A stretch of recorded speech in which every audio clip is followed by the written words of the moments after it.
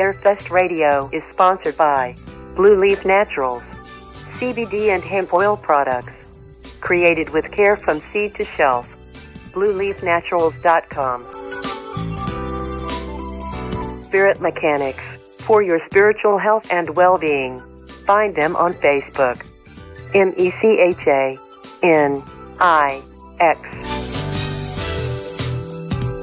And by Coyote Chris Sutton, bringing light to the darkest places. CoyoteChris.com.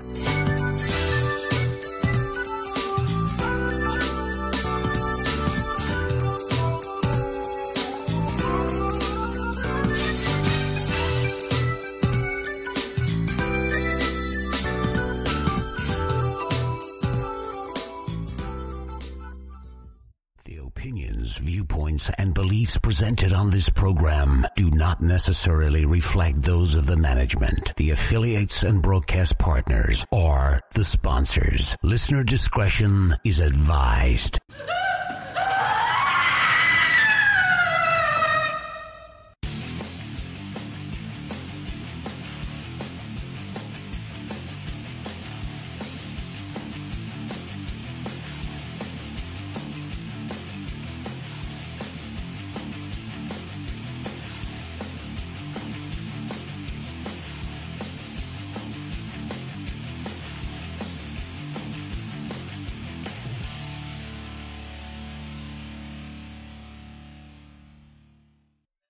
And good evening, everyone, and welcome to Scarefest Radio. The original broadcast date is March 15th, 2019. Tonight, everybody, we're talking European serial killers with Bud Jennis and my co-host, Coyote Chris Sutton. Few announcements, get a little business out of the way, as they say. Next week we will be at Lexington Comic and Toy Convention in Lexington, Kentucky. We'll probably do a Facebook Live. I'm not going to guarantee we're going to try to do any type of show from the con. We'll try to get some interviews, get some stuff done. But so next week, I don't know what Scarefest Radio will be bringing. Middle of March, end of March is the deadline for getting your speaker application in at thescarefest.com. If you want to speak this September at Scarefest XII, you need to be getting your speaker application in. Vendors, we posted the online vendor app. We've got the floor plan up, and if you go there and look, you'll see there's not as much space this year. So we're going to be tight on vendor space. If you're contemplating vending at the Scarefest, do go ahead and get your booth reserved so that you know you have your spot. That part of the con might be ugly this year, is people fighting, complaining that I've had a booth for 9 years, and no, get your application in. And of course we probably have like 10 viewers tonight because the University of Kentucky plays basketball tonight, and so God knows if anybody's even out there in Facebook and Twitter land viewing. We've actually got people in the chat room. The producer says we have people in the chat room, so not everybody gives a rat's ass about sports, obviously. One more thing I want to explain to everybody that follows me on Facebook and Twitter and watches. Okay. At one point this week, there was this test video that went out live to Periscope, Facebook, and Doccast. Basically, our streaming solutions provider has this new thing called, where you can do it from your cell phone. In other words, I can go out to everybody like I do on Friday nights, but I can do it from my cell phone without having to have a laptop.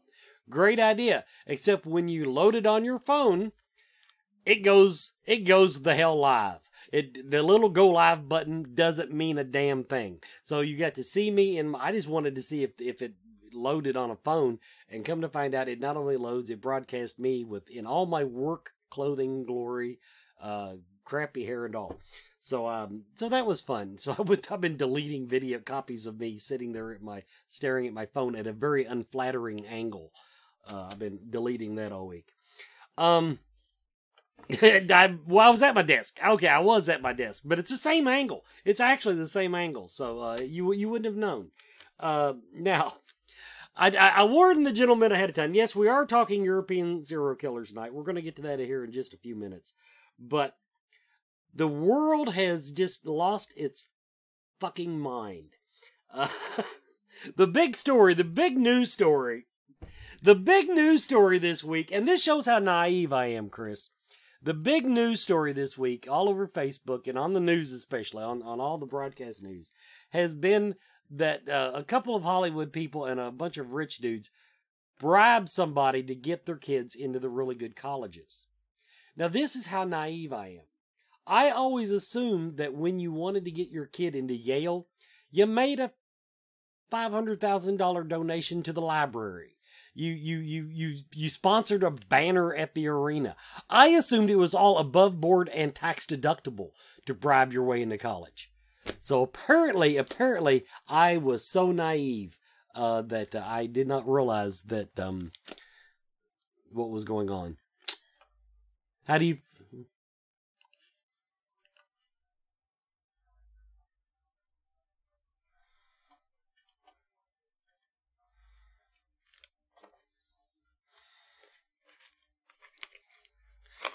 But doesn't it have the same effect if you just write a big check to the college and take it off your taxes? Don't most of the college... There's always somebody in a college that can pull strings. No, it's not. No, if you file the paperwork correctly.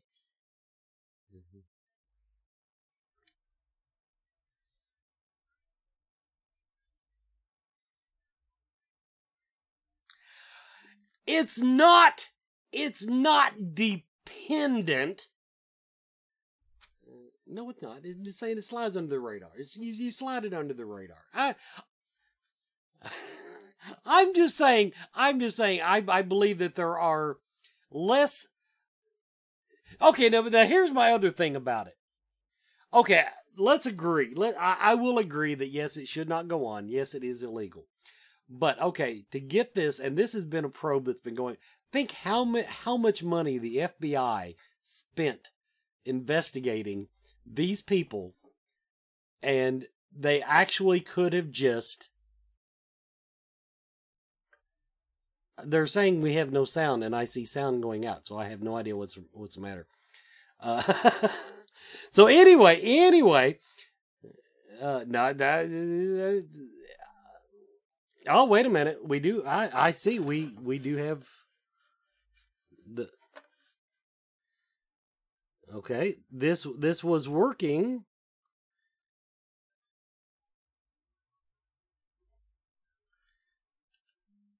Okay, well, let's see what we got going here.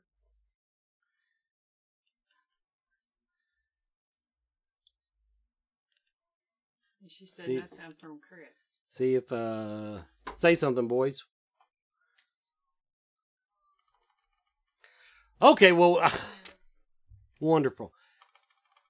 Right, yeah, for some reason, okay, let me just, go in and figure out,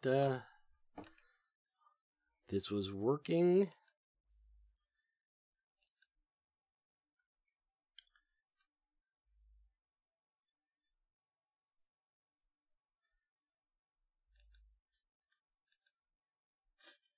What I'll have to do is settings, audio and video settings.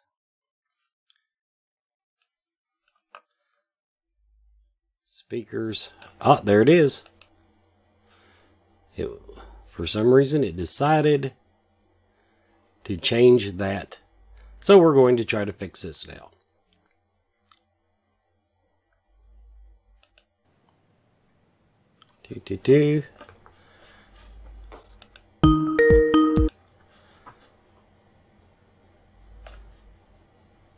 All right, boys, can you still hear me? Yes. Yeah. Okay, we have audio now. Now, what we're going to do is, I'm going to start the show over. Technically, but we're not going to play all the music. I'll just edit this part out. So, back to my camera, so that everybody can hear everything. And Okay, everybody, we've fixed our little technical difficulty. We're talking European serial killers tonight, and we're just going to blow off the first bullshit session that because half of the conversation was not recorded, because apparently me being able to hear the guest is not good enough for Windows freaking update. The original broadcast date is March 15th, 2019, and this is just going to be a fun one to work with tonight. What can you do? What can you do? Well, I tell you what, we've got everything working now. Is anybody? Are you gentlemen? Have you seen or are you going to see Captain Marvel? I have already. Yeah, I have but too. I do a review blog. budsreviews.blogspot.com. No punctuation, no capital letters. I've not reviewed it on there yet because I came out feeling somewhat ambivalent. My wife keeps saying, for 11 years now, we've had all these other heroes, and now all of a sudden she's coming in and she's going to save the day. Who the crap is she? And I can understand that because she's always been a subordinate character in Marvel's lineup. So, that's the biggest beef I have with the way they've wormed her into I don't dislike Brie Larson. I don't hold anything against her because of things she said in public. She's young. She was excited. I don't care. That's her. Everybody's entitled to their own opinion, even if they're wrong. I'm not saying she's wrong, but okay, no spoilers mainly because I haven't seen the damn movie, although I've read it some other. I'm not talking about. I'm talking about world politics. But and she pick some people. Okay, but now the movie though. Now you're saying she's going to come in and save the day. Isn't that based? That's what the producers have been saying since the first part of. Right. Okay. Now maybe, but now if you review Captain Marvel, the movie, based on what she's going to do in the next Marvel movie, who knows? I'm just saying, is that a fair review? Well, the movie is about her origin, so yeah, I think it'd be a fair review. My reviews are just what I liked, what I didn't like, because I get sick of people saying that movie sucked, that movie was stupid, and I'm like, why? Yeah. So if I like something, I'll tell you why I like it. If I don't like something, I'll tell you why I don't like it. And sometimes I come out and I'm just like, I don't know how I feel. I do not know how I feel about this movie. I might make some people mad, but when I came out of Black Panther, I was like, why is everybody so excited? And then, I enjoyed it, but I didn't think the second coming had happened. No, yeah. And yet, I agree with you on Black Panther. Black Panther was a decent superhero movie.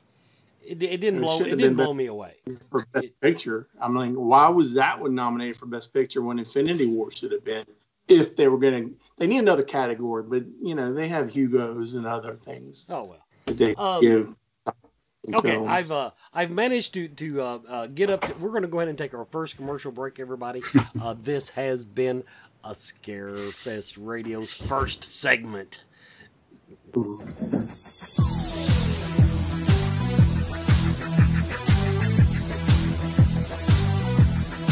Have you checked out the Mama Ruby's family of metaphysical and spiritual shows? The Mystical Fair in Lexington, Kentucky, Lexington's only monthly psychic and holistic healing arts fair. The Inner Light Festivals in Louisville in June and Lexington in November. And watch for Mama Ruby's Expo coming in 2020. Plus, Mama Ruby's Meta Lecture Series featuring interesting guests speaking on fascinating subjects. Start your journey now at mamarubies.com for more information.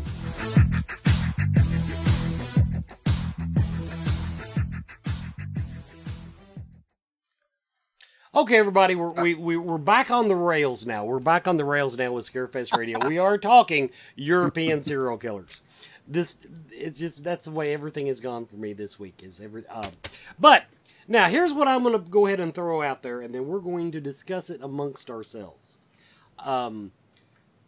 My thesis is, upon my brief research of European serial killers, are that American serial killers, although very, very good with sheer numbers, in other words, we do okay on getting the body count up, but the imagination, the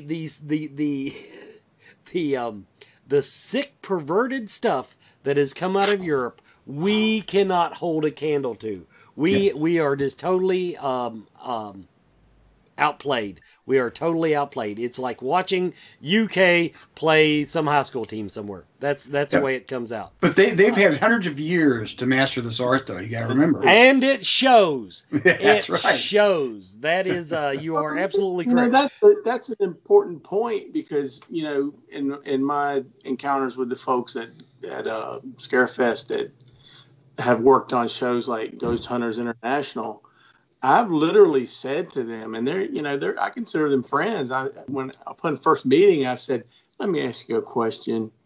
Why are you speaking in American slang that belongs to the 20th and 21st century to spirits that speak a foreign tongue in it, and they lived there hundreds and hundreds of years ago? What makes you think they're going to understand you?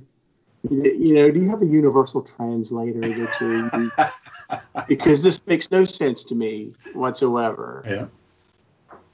I mean, some of the EVPs that they say come up are in the foreign tongue, but they go in and say, "Is anyone here? Do you want to talk?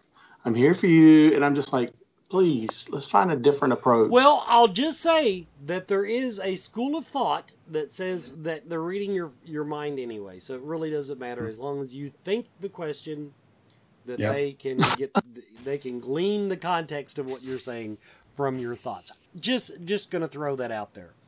Devil's advocate. So okay. Go ahead, Chris. But yeah, I've done that. I've done that with native spirits here in the United States, and I have heard answers in English, and I've heard answers in their tongue, even though I'm speaking. I mean, I know a few words of Sioux, so I'll throw that out there just to say, hey, But it just seems like they can understand what you're trying to say to them. That's just my experience. I mean, I don't know what Rob and Dustin, those guys, how that went for them. But yeah, I agree. That's a real interesting way of looking at it, because you go to Vlad's castle and start speaking 20th century 21st century English. That's he wouldn't think he'd understand if he was actually there. It's a good point. He's a good starting point, because in our conversation, I hope we'll avoid certain ones that have been overplayed. Mm-hmm. Jack the Ripper has been done to death, and everybody's familiar with that. But Vlad is one. Since Florescu wrote In Search of Dracula back in the 70s, everybody knows something about Vlad the Impaler and Vlad the son of the dragon, and nobody considers that Bram Stoker had syphilis, and he went over to Europe, and that's probably where he got it. When he came back, he was hallucinating and went to the doctors, and they told him, "You got something wrong with your blood, and it's going to drive you mad." And what is the story of Dracula about? It's about blood, and it drives you mad, and it's all an allegory. But he did hear some about Vlad the Impaler, who ate quick interjection though. Like corpses, supposedly. I'm going to turn it back over to Chris, but quick interjection. Okay, if we want to throw Vlad, I don't know if I want to throw Vlad the Impaler in on serial killers, because to me, he was government sanctioned, even though it was his own government. I mean, that's it was his own government. Some of them I wanted to just knock out. Okay. Yeah, we don't want these stereotypes. The only one that I would let slide is probably Elizabeth Bathory, because she did her own thing and it wasn't sanctioned by her government. And she's a different story altogether. Yeah, but we can get there whenever. Yeah. Besides, Vlad was more of a mass murderer anyway. He kind of falls outside of the serial killer definition. So, well, that'd be like lumping Hitler in there, and not that it was, but that's a different. Exactly. Yeah, definitely. But, so, go ahead. No, I was just, when you study serial killers, we talk a lot about the horror and movies and things like that. This is the real deal. Mm-hmm. Yeah. I'm sorry, go ahead. I've been trying to come up with a comparative analysis of American serial killers and European serial killers. It seems to me that if you look at the broad spectrum of American serial killers, by and large, there's something in them, some innate process in which they want to get caught. Mm-hmm. They want to leave clues. They want, like Jack the Ripper wrote the letters to the police and, sent them body parts, organs and wrote things on the wall, and nobody to this day knows what it was. I went on a Jack the Ripper tour with Donald Rumbelow, who wrote the Jack the Ripper casebook, and he said that the reason they couldn't catch Jack the Ripper had nothing to do with royalty or anything of the sort. It was that there was a wall in London at the time. Jack the Ripper went in and murdered people within a certain boundary, and then he crossed the police jurisdiction and killed them on the other side, and he'd flip-flop over the wall. And then the police were fighting over who was going to solve the case and become famous. So that mindset was there. And I noticed that H.H. Holmes started his murders in America, in Chicago, 2 years before Jack the Ripper. But, Holmes, he didn't want to get caught. And he had sort of the British mindset. Jack the Ripper did, and he's probably one of the only ones of the European batch that wanted to get caught. Mm-hmm. Obviously, there was something driving him to taunt and tease the officials. But by and large, the serial killers in Europe, and the reason their body counts were so high was because they would catch their victims unawares and then, make themselves as innocuous as possible. There are recurring themes, which we can get to shortly. But these are odd people. Among the listeners, is anybody curious about who the guy in the picture is that they put behind me? Anybody? Yeah. That fellow's name is Joachim Kroll, and he was a number. He was a number. he's the one I mentioned before the show. Yeah. He was a German serial killer, and he started in 1933. He was captured in 1991 by accident. He would catch children, little children. He would molest them, and then he would cannibalize their corpses and do other things. He had a rubber doll that he enjoyed, but we won't get into that. He had a long list of victims that he captured. And here's some of the ages of the victims: 19, 12, 24, 16, 13, 12, 25, 5, 61, 13, 10, and 2. Most of them he raped, but he got caught because they were looking for that little 4-year-old. This story reminds me of Albert Fish, who was an American serial killer, one of the first totally insane. Called himself the Antichrist, and stuck these pins about yay long up into his scrotum, and would flagellate himself and beat himself. And he had over a 300 victim count that they couldn't connect him to directly, but he confessed to when he was in prison.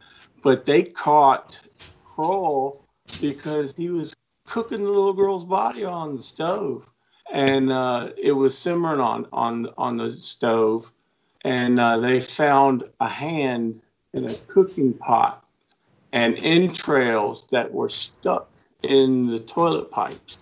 That's a common thing that pops up again and again. When Europe became industrialized, for some reason, quite a few of these serial killers on into the 20th century even thought they could dispose of their victims' corpses by boiling the body, removing the meat and bone, and then taking the flesh, which they couldn't destroy, and flushing it down the toilet. And of course, like the 50-pound blob of baby wipes in London this past winter it clogged up the toilet, and people started to smell it, and they went out, and that's how we got busted. Yeah. You look at the pictures, if you Google him and look him up, his pictures. Ooh, Lord, he's just this side of Ed Gein. Yeah.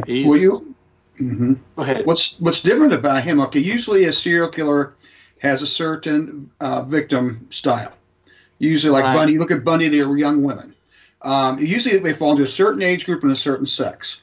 And Gacy, John Wayne Gacy, the same. Usually around the same age, same young boys, or teenage boys. That's what would make him hard to catch, because he's all over the damn place. Males, females, 4 to 20 something.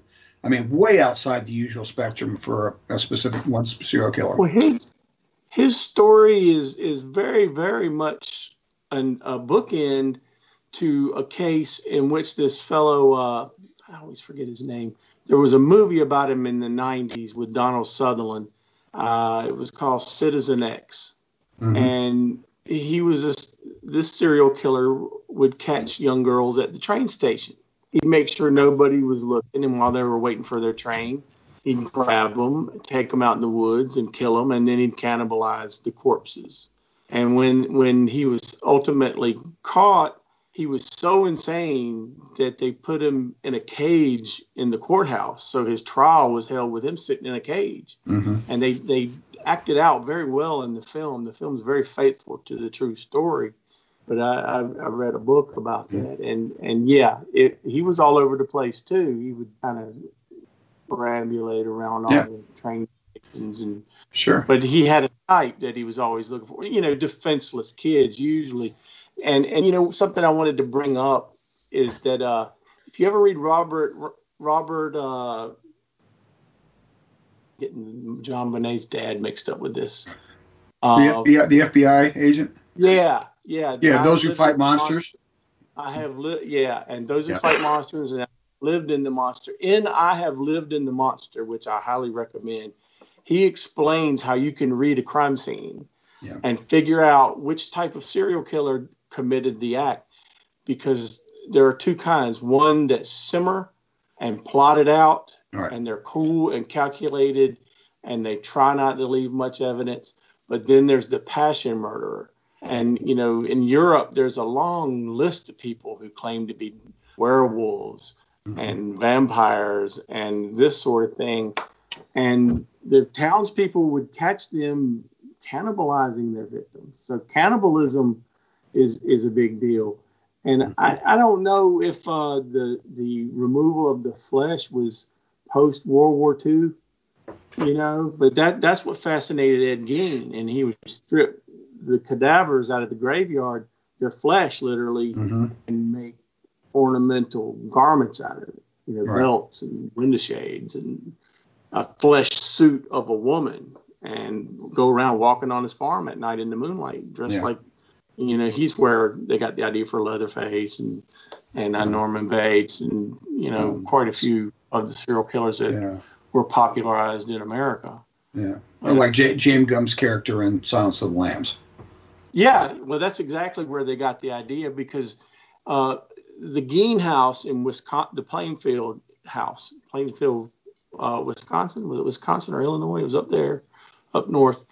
The entire house was it looked like a hoarder house, except he was eating food out of human skulls that he had sawed down. He was caught because this cashier reminded him of his mama, and he conked her in the head, stole the cash register, so it would look like a robbery because he was not smart. And when he was caught, because they were looking for this lady, he had gutted her like a deer, and she was hanging from the rafters of his barn, and he was getting ready to, prepare the body. But his house was a total wreck. Rats and newspapers and Life magazine went in there and took photographs, and I've got those printed out from before Silence of the Lambs came out. I noticed the case and said, that's like Norman Bates. But the mother's room was pristine. And, he was inspired by the European serial killers to make the skin lampshades. And he tried to order them.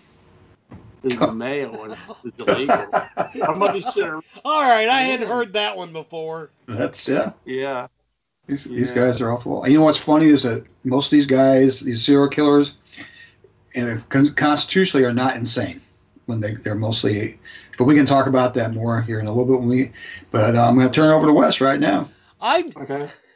Oh, we're just going to let that last comment fly past. Yes, Sears and Roebuck, everybody. That used to have everything. We're going to take a quick commercial break. When I come back, I'm going to throw one last little note in for those of you who are fans of Kroll, Joachim Kroll. Everybody, you're watching Scarefest Radio. Everyone is talking about CBD oil. Most of us know that CBD is a cannabis compound that has significant medical benefits, but does not make people high. Its benefits include pain relief, anti-seizure properties, anxiety relief, fights cancer, reduces the risk of diabetes, and it is even used as a sleep aid. Blue Leaf Naturals CBD and hemp products are full-spectrum hemp extract oils. They use only hemp grown in Kentucky, supporting Kentucky farmers and businesses and helping you and your family stay healthy and well. Blue Leaf Naturals, created with care from seed to shelf. Visit their website at blueleafnaturals.com. Blue Leaf Naturals, a Kentucky proud company.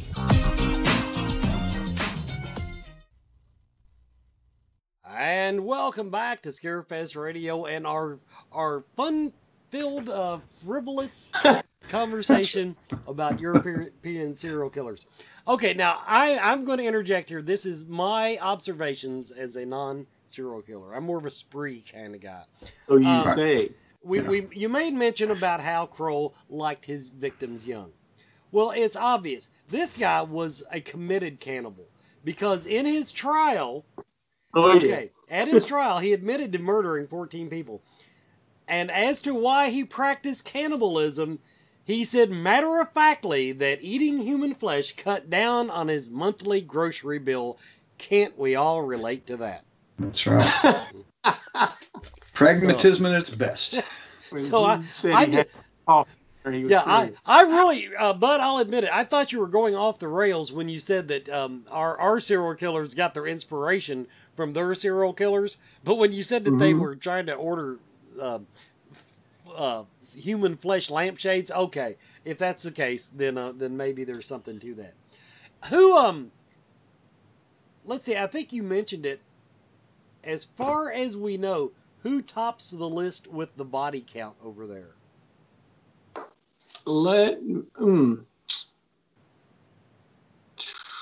Okay, let's see. I think it's the one that killed all the people in the nursing home not that long ago. I think he's credited with having the big numbers. Yeah, and there's a great documentary about him on Netflix. But now, do you mean by themselves or with accomplices? Because with the accomplices, some of them had. I think to keep the conversation simple, we won't go into team stats.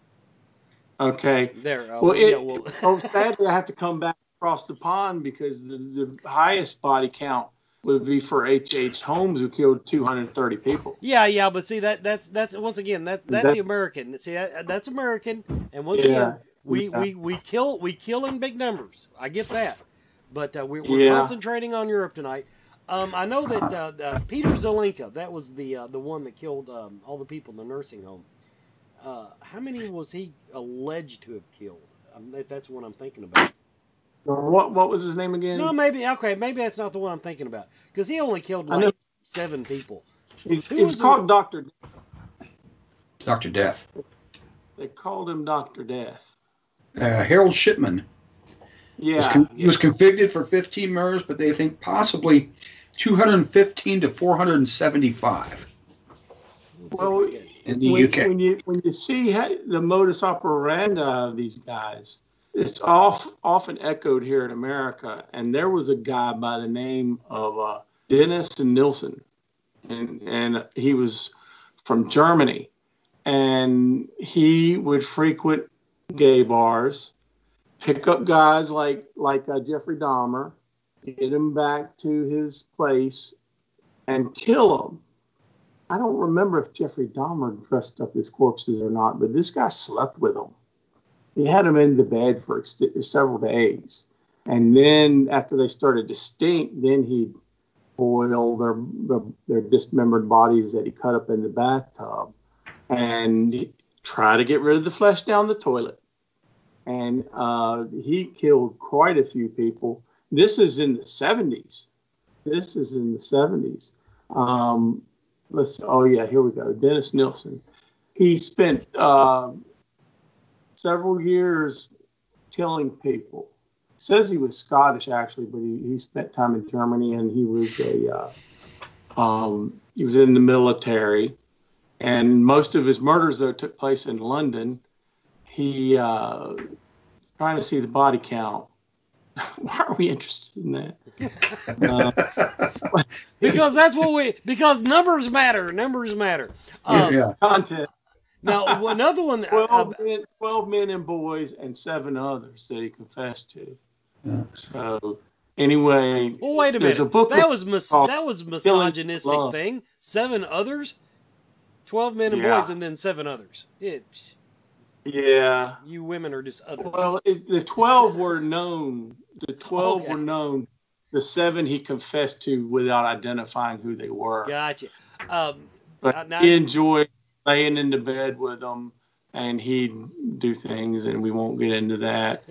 But let's get into it. Because the next one I want to talk about, before I toss it back over to Chris, Jurgen Barscht. Jurgen Barscht, I don't even know what his body count was. It doesn't even say here, I don't think.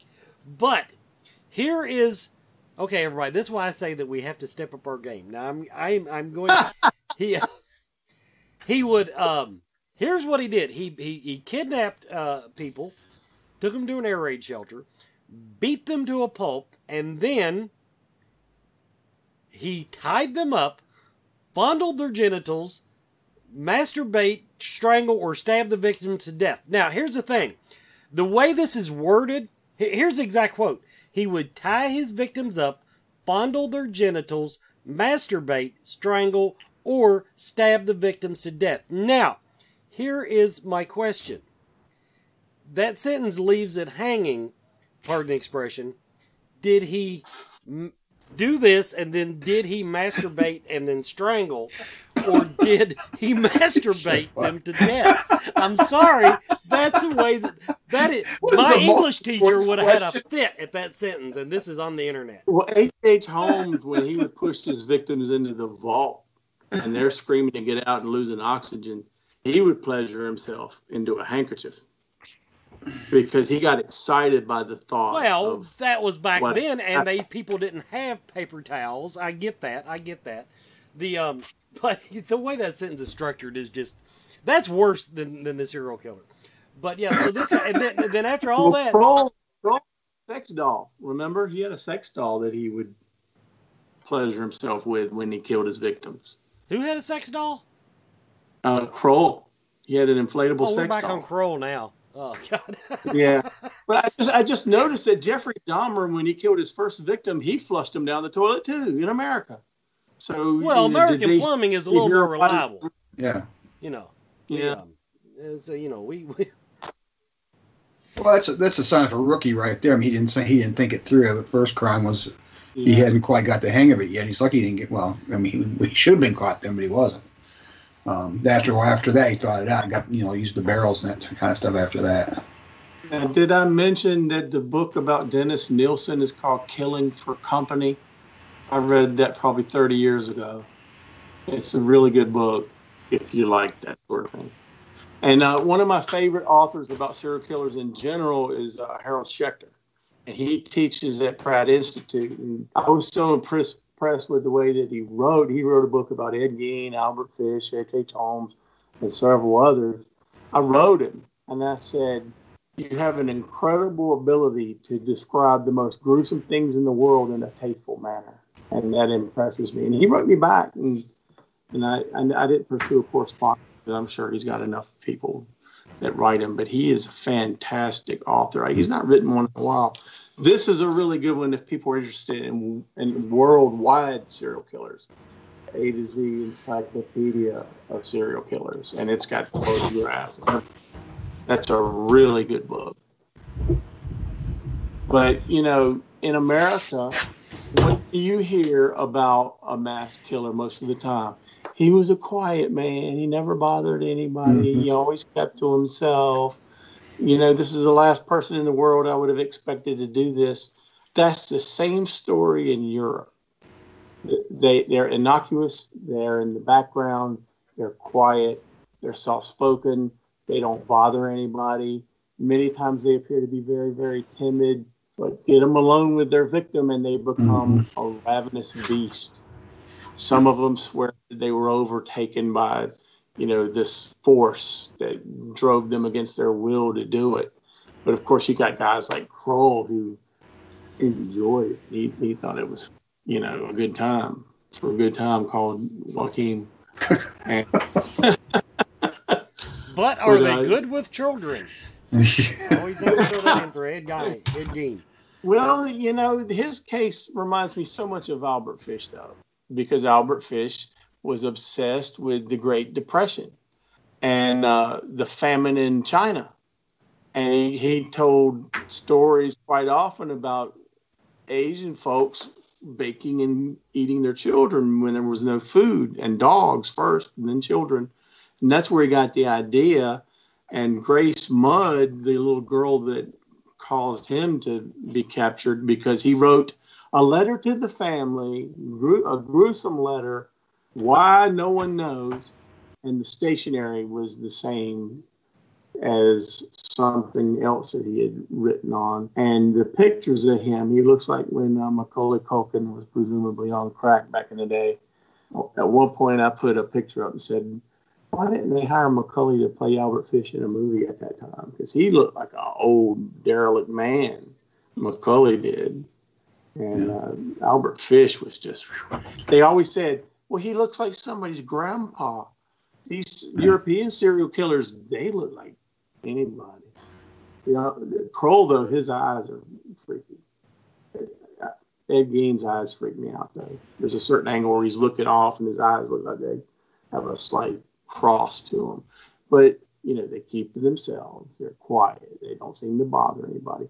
But they, other than trying to keep their crimes from being noticed by the authorities, except, you know, were unavoidable, they didn't leave many clues because they plotted it out in advance. They were cold and calculated murderers, almost all of them. I mean, Elizabeth Bathory, who was royalty in the 15th century, she had her own thing going, and it wasn't sanctioned by the government. She became obsessed with the notion that she was getting older, and she was getting wrinkles and a little waddle probably in her neck. And she would have her court go into villages and find the most beautiful young virgins that she could. And when they would come and meet her, she'd wine them and dine them and treat them like they were special. And then they'd take them down into the dungeon, and then they'd kill them, drain their blood into a big vat, and she would bathe in it.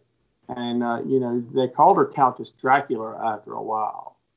And there's a great film with Christopher Lee and a bit part in it. And I think Barbara Steele's in it. It's from the 60s. It's Countess of Blood or Lady Dracula or something.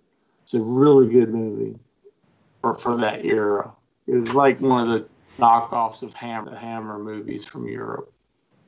But these guys are, you know, I was talking to you guys earlier about Charlie Chaplin. He did a movie called Monsieur Verdoux, in which he played a serial killer, and he would elderly ladies whose husbands had died or who had never been married, convince them to marry him, and then, you know, not long after the I do's, he would tie them to boulders and dump them into the Danube River. And he didn't inherit their fortunes. And when he was ultimately caught, And in the film, it's hilarious because it's a dark comedy. When he was finally caught, they found his correspondence list of prospective victims. And they don't know how many in total that he killed. And some of them he raped, but he had a correspondence list of 50 prospects that he planned to go one after the other until he got their fortunes. So you could see the difference between some of our serial killers who are just kind of nutty and torture animals when they're kids. And then, Ted Bundy's probably the closest to the European model. Because Jeffrey Dahmer he was kind of off his nut. He was a little bit crazy. Well, not a little bit. He was very much crazy. But Ted Bundy, he plotted it out. Or sometimes he would, act on impulse. Mm-hmm. But most of the European serial killers were not as impulsive as American serial killers tend to be. Yeah. So it's a fascinating study to dig in and find out how far back this goes. I mean, like we said at the start, hundreds of years of trial and error to see who could cause. What baffles me is the folks who decide to open inns, and they would kill people in their inn, usually a husband and wife team. And we were talking about The Hills Have Eyes being based on a story from hundreds of years ago, where this family of cannibals capture people as they went from town to town and cook them and eat them. And it became stuff of legend. And then Wes Craven updated it.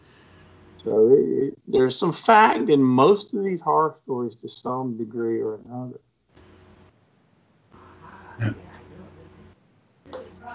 We need to pop in our last commercial break, everybody.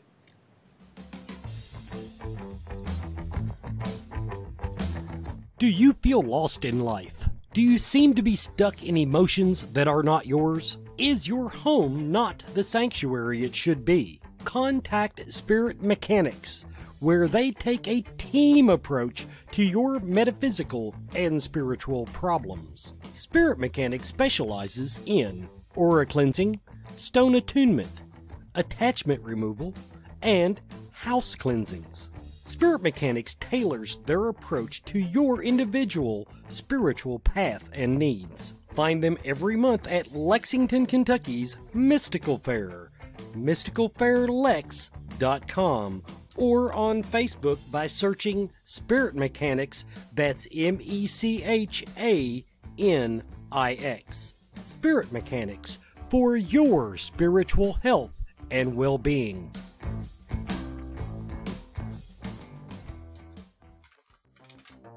Coyote Chris Sutton. Shamanism. Spiritual advisement. Paranormal investigations. Inspirational presentations. Bringing light to the darkest places for over 20 years. Go to coyotechris.com to learn more. Genteel version. And welcome back, everybody, to Scarefest Radio. We're finishing up now. We've got a few more minutes to talk about European serial killers. The one thing I'm looking... Okay, after listening to you, and Bud, and going through my little list here, the one thing that stands out in my mind, and you've kind of alluded to it, but it seems like where American serial killers, a lot of them, not by no means all of them, but we've actually got several that just killed for the fun of it, just to kill. Yeah. But Europeans, most of the ones I'm seeing in this list, they had a plan. Whether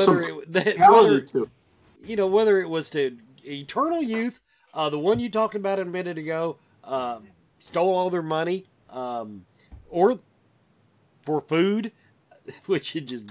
But anyway, is that just me not paying attention, or is that? No, I think you're right. There's a practicality to their approach, and it's plotted out in advance, and they've worked out a plan. And it's a slow boil rather than setting the world on fire straight out of the gate. Most of them just were quiet and in the back Even Sweeney Todd is believed to be somewhat based on truth. The story of Sweeney Todd, the demon barber of Fleet Street. I've investigated that, and most people say, "Oh, it's a myth." There are some that swear that there's some truth to it. Of course, they've romanticized it. I guess that observation then begs the question: do you think that is that coincidence, or is that a cultural thing? Are Europeans more practical than us? I really don't have an answer, because all I can think of is their governments demand that they behave in a certain way, and they clearly want to break the pattern. It's almost as if their governmental systems in toto want them to conform, and so they're striking back in some way. It's what it seems like. I mean, no one's ever really done a study like that I'm aware of.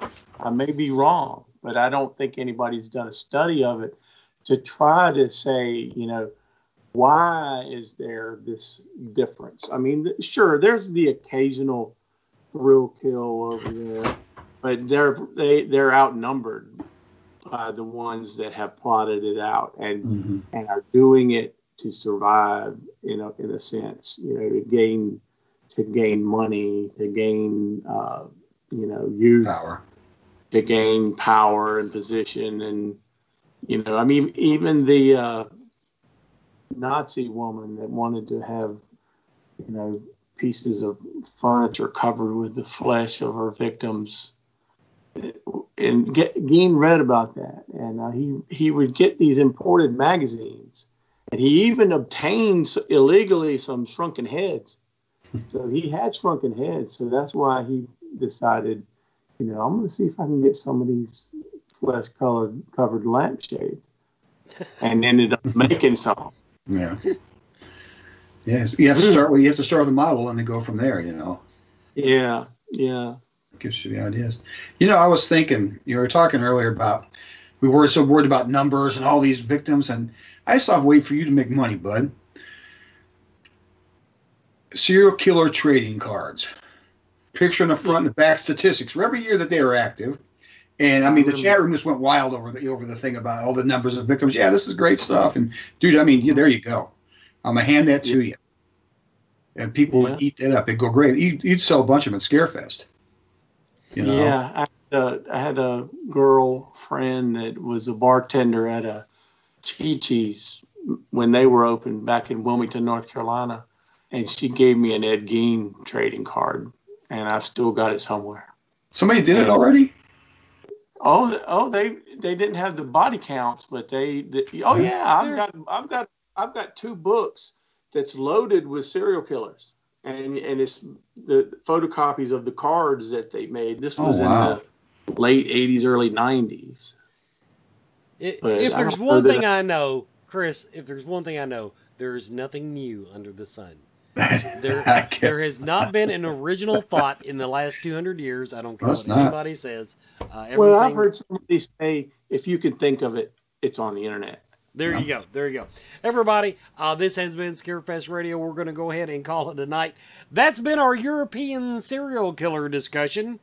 And so that little what are we going to call it? The serial killer erection that the seminar staff has. This is like a preview of the Scarefest. Just more of that kind of stuff. Demented, I swear. You are so bad tonight. You are bad. Well, when I had a bull this week that had a groin pull. What kind of bull gets a groin pull? Everybody, this has been Scarefest Radio. Thanks for watching.